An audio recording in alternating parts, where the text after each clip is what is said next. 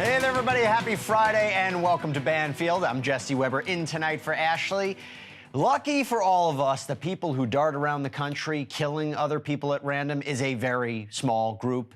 Very, very small. That's a great thing. But still, when a suspect is caught in a shocking murder in one state, cops in every other state look for possible ties to their own murders. Happens all the time. And so that is what is happening right now in the case of those murdered hikers in Arkansas and the newly arrived school teacher now charged with killing them. Tonight, police as far away as Vermont and Wisconsin are looking at the man you seen right there, Andrew James McGann, and trying to retrace his travels going back years. I'm going to show you what they have found so far in just a minute. Also tonight, a case of alleged identity theft with a twist. The suspect arrested this week in Florida wasn't trolling for Social Security numbers or draining her victims' bank accounts. No, police say she was taking care of their boo-boos and belly aches and whatever else ailed them. Here's the moment deputies put her in handcuffs. Hey there. Are you Autumn? Yeah. Can you step out of the car for me, please? Sure. You saw what she was wearing? The scrubs? That's the point. That's the problem. Cops say she is not a real nurse, but posed as one for almost 2 years. And when I tell you how many patients she cared for without a license, you might need a doctor yourself. And later, a potential holiday surprise from the far reaches of space. Yeah, in just about 3.5 months, give or take, right around Thanksgiving, we might finally know whether we are really alone in the universe. Why do I say that? Because as we speak, a mysterious object is hurtling toward Earth at roughly 135,000 miles an hour. At that rate, it should get here in late November, early December, and the smart money says it's a comet, but a really smart physicist from Harvard says there is a better than ever chance it is something else. He thinks it may not be natural at all. He's going to join me live on this Far Out Friday edition of Banfield. But we start tonight back in Arkansas. So there is the recent arrest of a suspect in the Devil's Den murders. This was a major win for police, a huge relief for the Ozarks, breaking news across the country, and just maybe the big break that a cold case detective in some other states has been waiting for. And I'm sure you're aware, 28-year-old school teacher Andrew James McGann is the man police say fatally stabbed Clinton and Kristen Brink in front of their 2 young daughters in Arkansas's Devil's Den State Park. The crime was vicious, brazen, and according to police, completely random. But sadly, that doesn't make it unique. McGann's arrest caught the attention of the daughter of Honoree Fleming, a retired college dean who was shot to death on a hiking trail in Vermont in October of 2023. Vermont State Police have been in touch with the folks in Arkansas, but for now, they say there's no evidence that those 2 cases are connected. But then there's Wisconsin and the fatal stabbing of a 24-year-old man in 2020. John Schmutzer was ambushed and killed in Devil's Lake State Park. That alone, by the way, is worth a phone call to the cops on the Devil's Den case, right? There is more. In the Devil's Lake murder, witnesses described a potential person of interest who was 5'10" to 6 feet, dressed in black with a hood, a mask, and a backpack. Devil's Den witnesses described a man of medium build and height in a dark shirt, dark pants, dark baseball cap, sunglasses, and a backpack. I'm going to stop right there. I want to bring on Reagan Wynn, digital producer with our NewsNation affiliate KNWA in Fayetteville, Arkansas. Thank you so much for coming on. So how seriously are authorities taking this right now? Serious enough to discuss digitally transferring DNA evidence. I mean, we established there's no possible connection with Vermont at the moment. They just exchanged notes, but the Wisconsin police they're looking to compare the DNA evidence. That's how seriously they're taking it. By the way, any new details on this guy since his arrest? Because he didn't say very much in his hearing last week. What are we learning about him? The 2 new things we have this week, his arraignment has been moved up 2 weeks from the 25th to the 14th, as well as today, KNWA learned that he had applied to 2 local schools before being hired by the Springdale school we knew he was going to be slated to work for, and he was rejected by both those schools. So a lot of questions there as we continue to follow his employment history. Taking these allegations as true, how frightening is that? And by the way, we know McGann has teaching certifications in Oklahoma, Arkansas, Texas. Do we know if he has connections to Vermont and Wisconsin? So far, we have not seen teacher certifications in Vermont or Wisconsin. However, he is 28, and you're running out of time to be able to collect as many certifications as you can. So if there's a connection in either of those states, I'm not sure it would be through employment as much as it would be through travel or school. Yeah, no, that's a good point. You don't win a prize at the end of the day for trying to get as many certifications as possible. Vermont, as you said, so Vermont State Police, they're saying there's likely no connection. That could change. We're going to explore that in a minute. Just going back to authorities in Wisconsin, I got to say, some of the similarities are uncanny, no? I mean, all the similarities from the suspect's description to the place to the method of death, the stabbing. At least with the Vermont case, it was a firearm involved, but the stabbing on the trail seems to ring true with both cases. And by the way, do we have any idea a little bit more about, if these allegations are true, the motive, the planning, some more details of the crime? How close are investigators keeping this to the vest? I mean, we're still in kind of the early stages of this and trying to understand, but what have you learned over the past week or so? As far as investigators have released, it seems to be a random target, but not a random act. It was not an act that was not planned. His license plate was taped over. There was some level of looking to murder someone that day, but so far investigators do not think he was targeting the Brinks specifically, or even the Brink children or the Brink couple themselves. It seems to be a random target, but not a random crime. And by the way, this is why there is this conversation. Is he connected to what could be arguably seen as other random killings? And by the way, he's from Chicago, right? I mean, do we know a little bit more about his past, his life, things of that nature? What we have confirmed so far is he did go to high school, two Chicago high schools, and he finished up at Oak Park, that's in the Chicago area. We also learned that Devil's Lake is just a 3-hour-ish drive from the Chicago area. So that's also something to keep in mind as we try to figure out what the connection is. I was talking with the KWA newsroom today. It's not our job as journalists to put the strings together, but merely to place the thumbtacks on that decision tree. And so as we continue to learn more, we're making notes and seeing if there's possible connection. Is this shocking to the community? I mean, Devil's Den, does anything like this ever happen? You hear that a lot whenever you're covering, a lot of the nation thinks like rural community. And it's safe to say things like this typically don't happen here. And I think it shook a lot of people here. Devil's Den is a highly trafficked state park. It's one of, the prides of Northwest Arkansas. And so it definitely shook the community, and it's even the media community. We don't cover things like this often. And I'll tell you, I mean, thank goodness they caught the suspect. Look, he's innocent until proven guilty, but at the end of the day, when someone's at large after such a brazen attack like this, it can definitely scare the community. Unfortunately, it's brought a lot of eyes to this area for all the wrong reasons. Reagan Wynn, thank you so much for coming on. Really appreciate it. Thanks for having me. You got it. All right. So as Reagan was saying, connecting the dots across thousands of miles and possibly dozens of years is not a job for amateurs, even if those dots exists. So what am I going to do right now? I'm going to bring in a couple of pros. Who do we have with us? Jon Buehler, retired police detective who investigated the disappearance of Lacey Peterson in Northern California, and Gil Zamora, a forensic artist and adjunct lecturer at San Jose State University and the University of New England. And by the way, author of the book, The Mindful Interview. Thank you both so much for coming on this Friday night. Jon, I'll start with you. What are authorities doing now to discover if there is a connection? What is happening behind the scenes?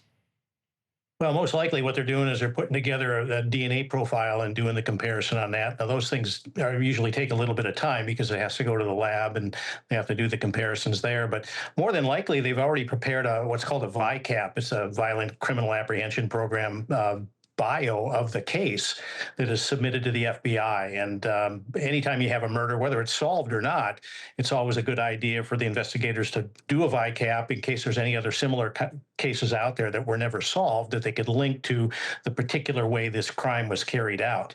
And just the fact that people were aware of what was going on in Arkansas, the authorities up in Wisconsin, and they were going, well, hey, this is kind of similar and reached out, they might be on the right path on that. And the other agency that isn't, making any connection and saying, well, we don't have anything concrete yet, they might just be carrying that very close to the vest and waiting until they find out more information to link for sure.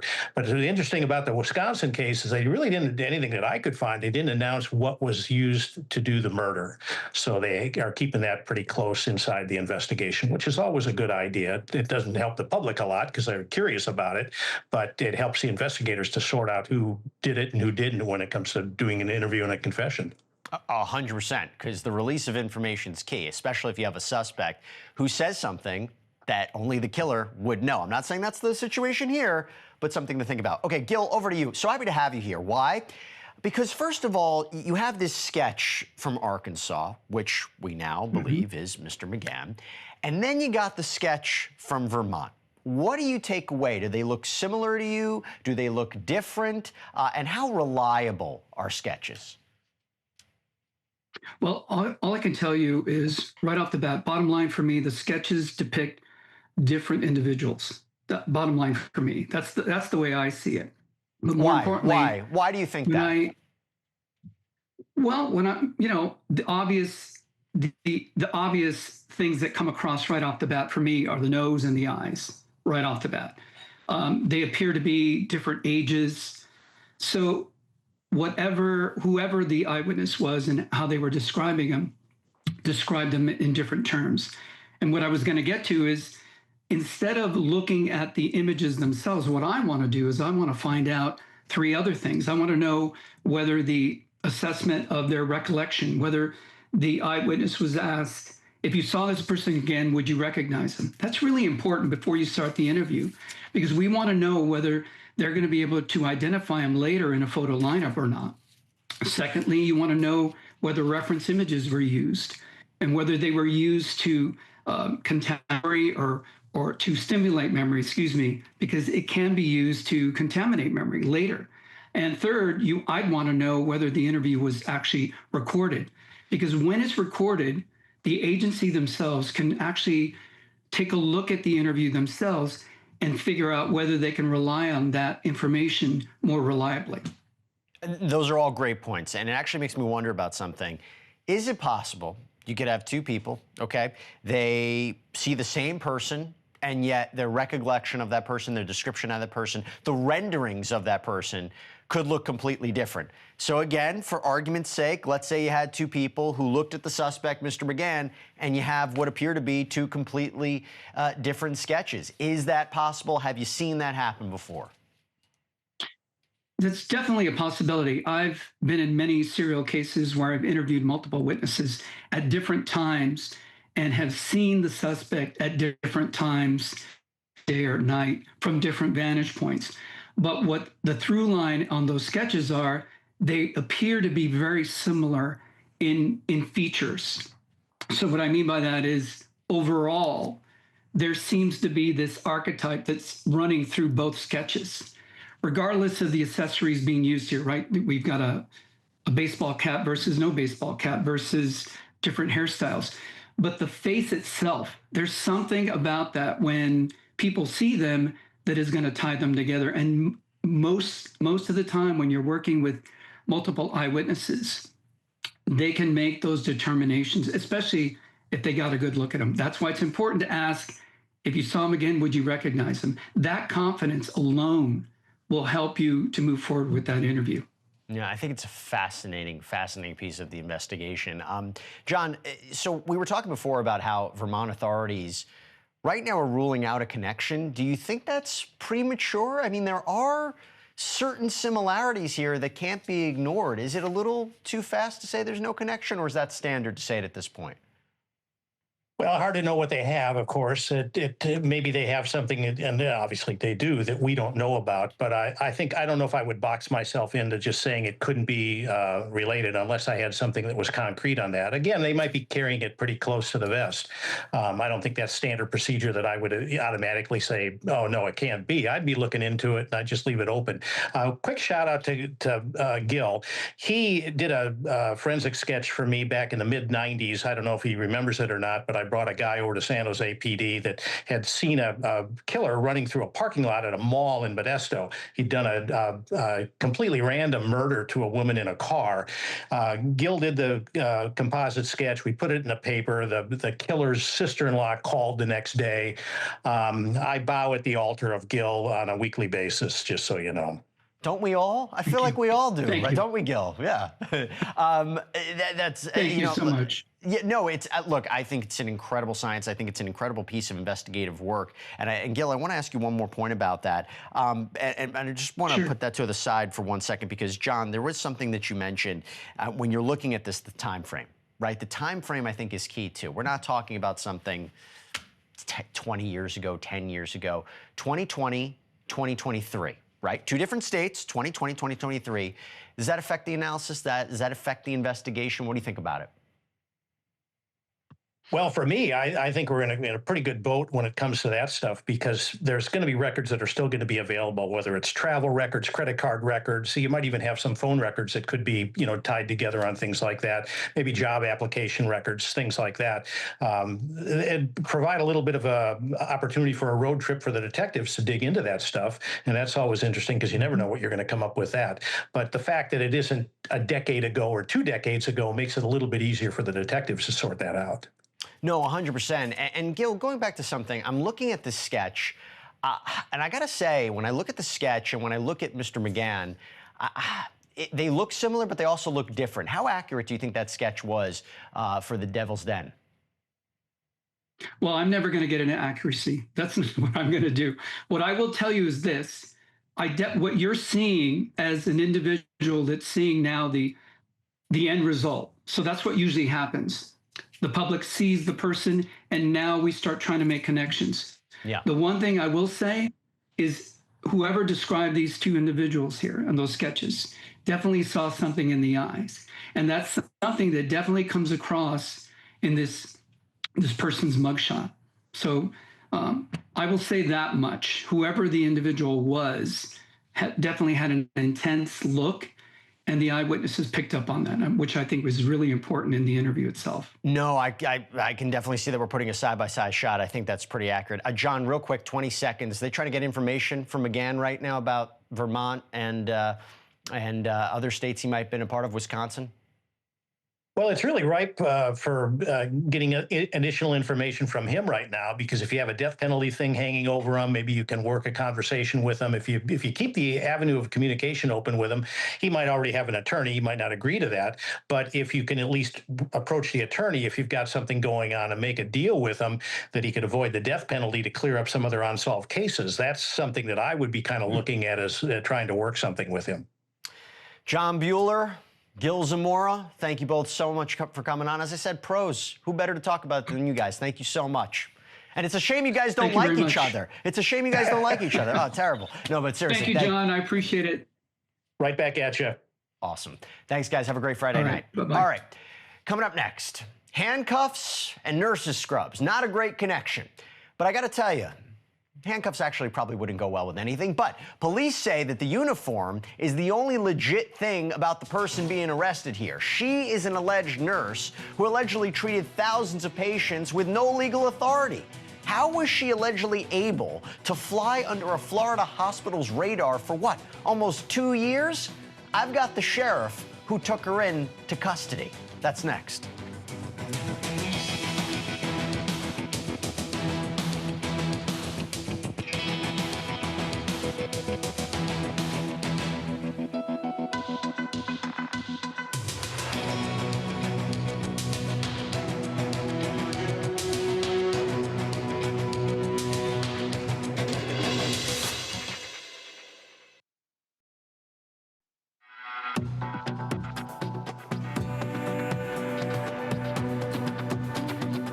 I don't just talk about legal stuff on TV. I'm a lawyer. If I want to represent clients, I don't just need a degree. I need a license in every state where I intend to practice. If I don't bother to get one and I start doing lawyer stuff anyway, I'm probably going to need a good lawyer. And the same goes for doctors and nurses. They may have the schooling, they may have the skills, but if they don't have that piece of paper, they don't get anywhere near a patient.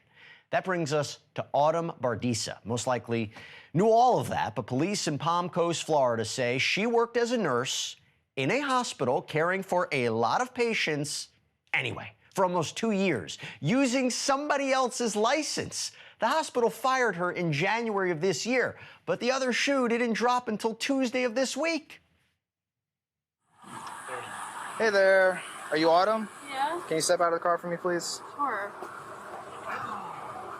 Just turn around. Put your hands behind your back. Oh, wait, what's going on? Put your hands behind your back. Okay, We'll my play child's this. across the street. Okay, all right. Am I being arrested? You are. Yeah. Wait, Hold on, okay, hold on, okay. hold Can on. I ask? What can I? We have plenty of time to talk. Okay. Just give us just a minute. Can I see my car? Yeah, we'll take care of all that. Can I tell my boss so I can tell her and can't go to the street? Yeah, you have any other weapons? Juliet 34 flag. Just one female secure. The Flagler County Sheriff calls this, quote, one of the worst cases of medical fraud he has ever investigated. And Sheriff Rick Staley is with us now. Welcome to the program, Sheriff. Thanks so much for coming on.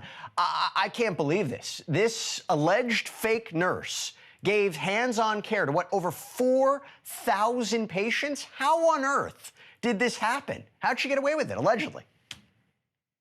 Well, she graduated from a college with a nursing degree. She took an exam, be licensed, and failed it. About a year later, she applied for Advent Health, and they hired her as an advanced nurse tech under the supervision of a registered licensed nurse.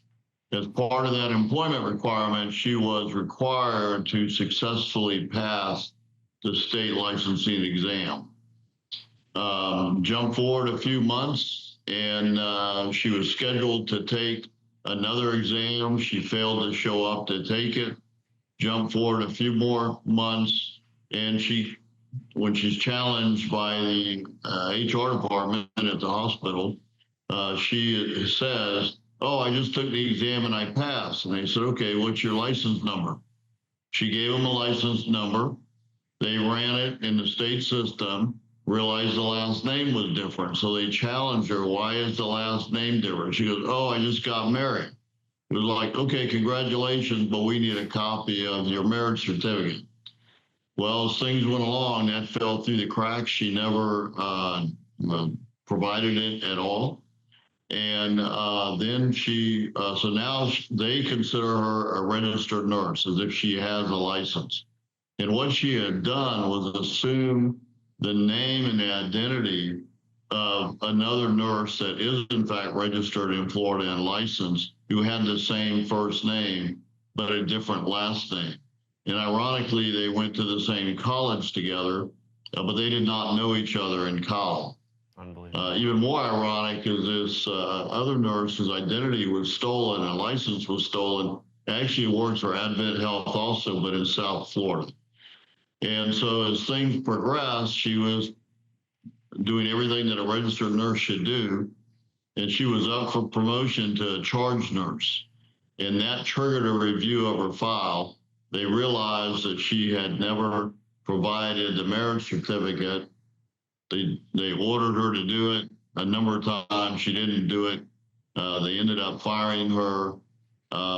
Evidence shows that she never did get a registered license as a nurse in Florida. In fact, the license that she had been working under on her own name, which is more of like an LPN, it's not called that, but like an LPN, that license had even been expired. Yeah. And so about 2 months after they fired her, they notified us, which began our investigation. Ironically, about 6 weeks after she was fired, she actually did take the test and passed it. And so she was then officially a registered nurse in Florida, and she was hired by a traveling home healthcare as an RN. And that's why you see her in the scrubs when we arrested her. Yeah, that explains it. And look, I mean, thank goodness the reports are she didn't harm any of these patients. She must have been doing a good job, like you said, because she got a promotion. Sheriff, this is an unbelievable story. It's still developing. Would love to have you back on to talk more about it as we find out the next steps. But yeah, great police work, and there's a lot more answers that need to come from this. Sheriff Rick Staley, thank you so much. Thanks so much. You got it. All right. Got to take a quick break, but I will tell you what, you will definitely not want to miss what is coming up, or should I say, maybe what's coming at us, all of us, at breakneck speed. It looks like a comet. Many researchers think it's a comet, but one researcher from Harvard, no less, says there are telltale signs it is artificial of unknown origins. He's going to tell us what he knows that his colleagues don't when we come back.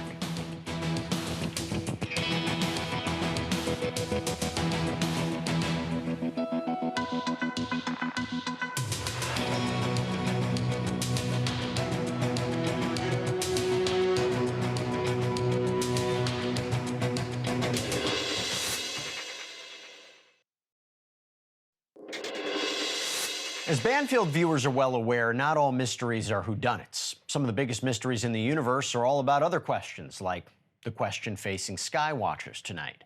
What is it? On the 1st of July, NASA detected a mysterious object speeding toward Earth, and some actual bona fide experts think it might not be your typical space rock or maybe any kind of rock or a natural phenomenon at all. For one thing, 3I Atlas, as it's called, is interstellar, meaning it's from outside Earth's solar system. That is incredibly rare. In fact, it's only the third object from parts unknown to ever visit us. It's also moving very, very quickly, 135,000 miles an hour. Right now, it is near Jupiter, but it's expected to fly by Earth in late November, maybe early December, about 3.5 months from now, at which time, my next guest thinks, we might get the answer to an even bigger mystery, whether humans are alone in the universe. Avi Loeb is a theoretical physicist and professor at Harvard University. I'm thrilled to have him back on the program. Good to see you again. Okay, so for everybody who doesn't know, this is incredibly rare. It's a third known interstellar object ever detected. Why? Why is that so rare? I mean, why do we have so few of them? Well, thanks for having me. They're difficult to spot. There aren't many that are passing through the solar system, but this one is quite unusual. It's relatively bright, meaning that it has, if it's a solid object, has a diameter of 20 kilometers. That's bigger than Manhattan Island. And there isn't enough material in rocks in interstellar space to give us such a giant rock once per decade. That's the duration of the survey of the sky. We expect once per 10,000 years, such a giant rock. And so the question is, what is it? Now, people argue that it must be a comet, but for a comet, you usually see a cometary tail trailing behind it. In this case, the deepest image that we had with the Hubble Space Telescope revealed that it has glow in front of it, not behind it. And then the trajectory of this object is extremely unusual, fine-tuned. It lies in the plane of the orbits of the planets around the sun to within 5 degrees. The chance for that happening at random is 1 in 500. And then it comes at a very special time when it passes close to Mars, Venus, and Jupiter. The chance of that happening for this object to pass so close to these as they move around the sun is 1 in 20,000. And when it gets closest to the sun, the Earth would be on the opposite side, so we can't observe it. That could be on purpose if it wants to do some maneuver, taking advantage of the sun's gravity or sending probes to the inner planets. So it looks quite unusual. It came from a direction where there are lots of stars in the sky. That's why we had a hard time identifying it. The question is it technological? Well, it could be. Or is it possible it is a comet and the tail, you might not see it right now, but the closer it gets, you might see the tail. You might then say, oh, it is a comet. That's a possibility too? It is a possibility, but we don't see any trace of gas around it, no fingerprints of molecules or atoms. So the question is, does it really look like a comet? And of course, as it gets closer to the sun, it will warm up, and we should be able to see clearer signatures if it is a comet. I have a scale that I invented for the purpose of this object, where 0 would be a natural object and 10 would be a definitely technological object. I give it a 4 right now. Okay. And within the coming months, we might realize that it's actually a 0 if it looks like it's a natural object, or a 10. If it's a 10, then the question is, What do we do about it? And it comes closest to the sun on the 29th of October. It may well be that if we realize it's technological, the stock market will crash because there will be a huge uncertainty. What do we do? Okay, that's the question. First of all, A, what do you do to find out what it is? And B, if it is what you think, what do we do? Right. So the response has to depend on its properties and its intent. What is it doing as it comes closer to us? And it's just like having a visitor in your backyard. You can't decide about the policy for all visitors. It really depends on the intent of the visitor, and it's just next door. So it's not like getting a radio signal from a star that is thousands of light years away, where we would have plenty of time to decide how to respond. And I believe that we need an international organization that will make policy decisions about such an object. We are worried about existential threats from artificial intelligence, from global climate change, from an asteroid impact, but we never discuss alien technology. No, I mean this is now taken it to a different level. I don't really know what to say other than perhaps. I mean, we've spoken before. You've sold me on the fact we need to study this, and using what we have up there to potentially study this before it actually arrives or as it arrives. You make a compelling case, sir. I don't know what more to make of it than that, but we'll keep a careful eye on it, Mr. Loeb. Exactly, and every few months now in the future, the Rubin telescope will find a new interstellar object. I think we should do the same for all. Okay, you sold me. We'll see if everybody else agrees. Avi Loeb, thank you so much. Thanks for having me. Okay, and while we're on the subject, by the way, I want to just take a minute to remember Jim Lovell. So this is the NASA astronaut who died this week. After, dare I say, a stellar career, Lovell was one of the first 3 astronauts to fly to and orbit the moon. He was also commander of the Apollo 13 lunar mission that suffered a critical failure in 1970. Tom Hanks played him in the movie. He learned pretty much every military and civilian award there is, including the Presidential Medal of Freedom. He was 97 years old, true hero. And just ahead, the final chapter in a case that horrified the country. The man who brutally raped and murdered Rachel Morin, a mother of 5 in Maryland. We are going to learn his fate on Monday, 2 years, almost to the day after Rachel went out for a run and didn't come back. We're going to look back on the case, the chase, and a deadly predator's takedown when we come back.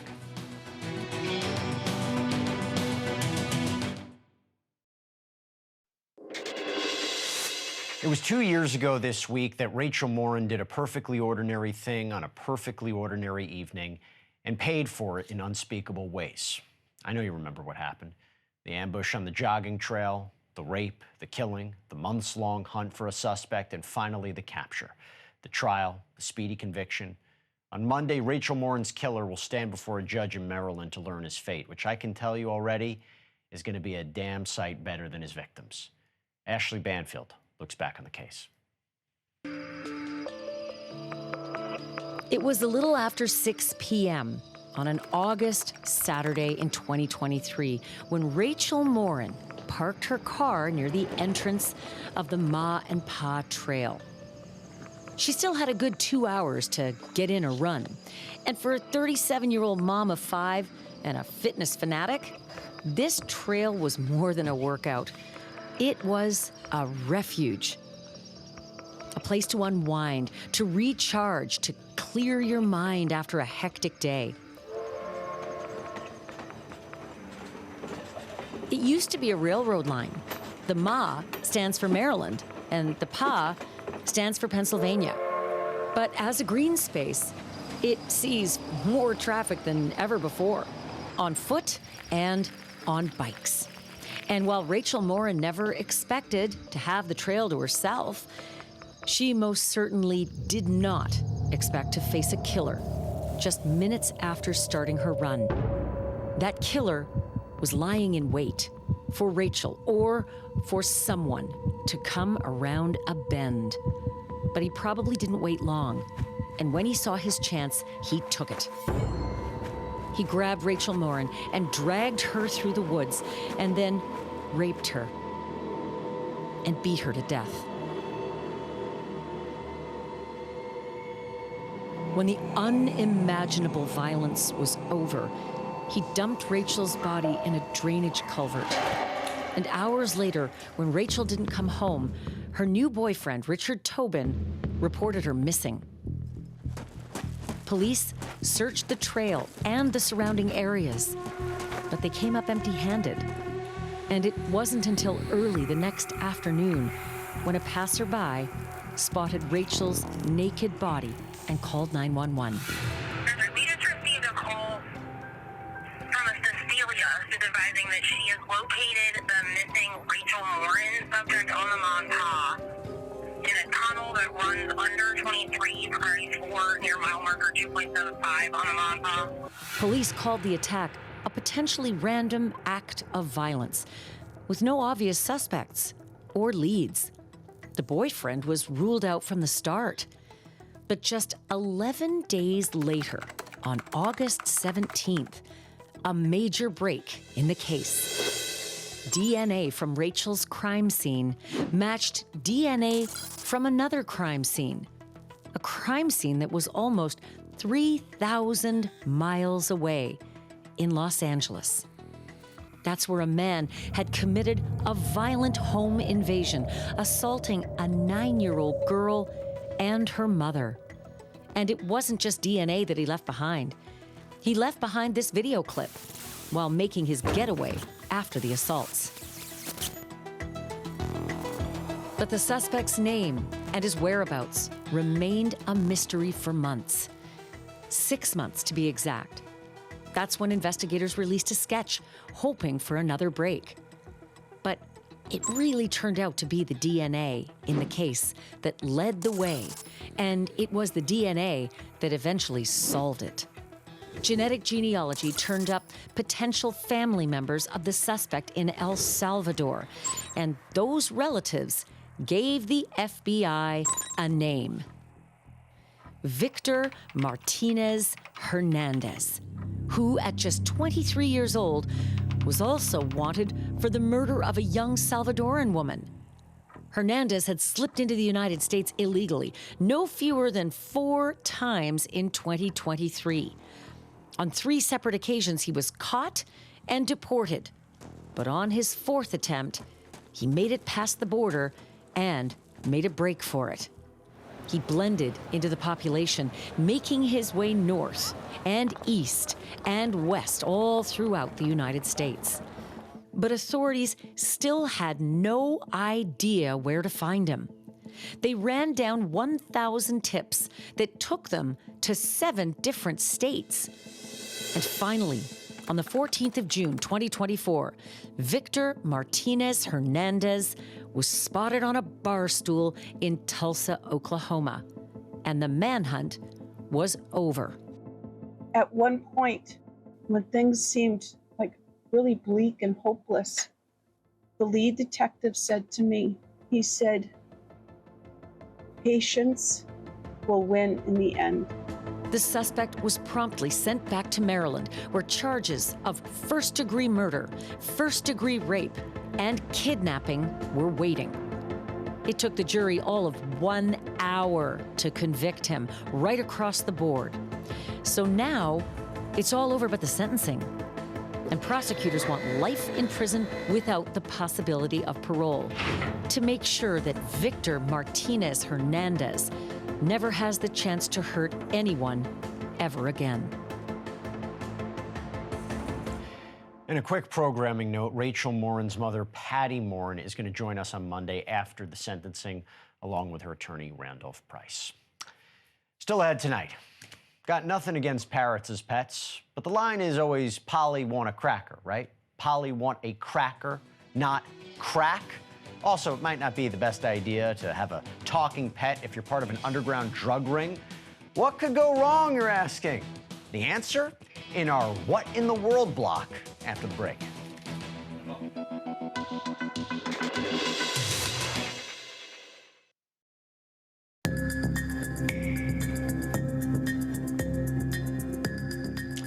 From our What in the World file comes a drug ring in Britain, a ringleader who is also a jailbird, and a real bird who squealed on the whole operation. Let me explain. So this week, police in Blackpool announced charges against and guilty pleas from 15 people that were involved in distributing heroin, ketamine, crack, and other drugs for a year and a half. Now, the scheme unraveled when prison guards found cell phones and even a Wi-Fi router in the cell of the inmate calling the shots. And the phones led police to the runners, to the dealers, to the money handlers, all on the outside. Now, one of those was the ringleader's girlfriend. And on her phone was a video of her pet parrot, Mango, being taught to say, not hello, not does Polly want a cracker, 2 for $25, which, by the way, police say is a drug reference. Now, Mango must have taken a liking to the outlaw life because another video showed him doing a Scarface impression as he played in a big pile of drug money.